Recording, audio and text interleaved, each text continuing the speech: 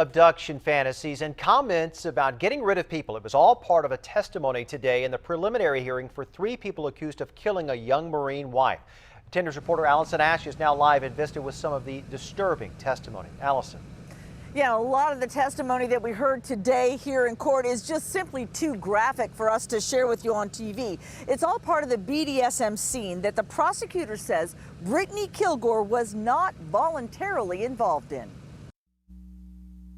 It was Friday, April 13th, when Brittany Killgore agreed to go on a harbor cruise with this man, Luis Perez.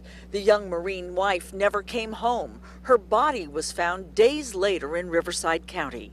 Now Perez, known as Ivan, his mistress, Dorothy Margolino, or Miss D, and their slave, Jessica Lopez, are charged with murder.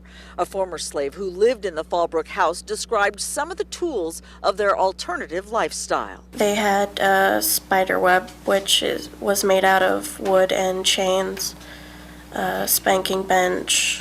The judge ordered us not to show you the faces of the women who testified about sensitive personal issues. This woman testified she and Perez had an affair which involved choking, spanking, and other sexual domination. She stopped seeing the Marine who lived next door on Camp Pendleton after she says he told her he could take care of her husband. He mentioned it in a joking manner, which I took it to be a little bit more than that, because he mentioned that if something were to happen to my husband, I stood to get a lot of money from the SGLI life insurance that the military gets. There was also testimony that Margolino and Perez talked about abduction fantasies, where they would grab someone off the street and... Usually there would be some sort of play involved, flogging, beating her in some fashion. Sometimes there was talk of a rape scenario. Brittany Killgore's parents sat in the front row through all that disturbing testimony.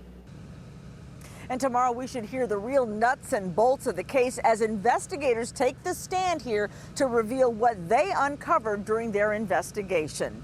We're live in Vista. Allison Ash, 10 News.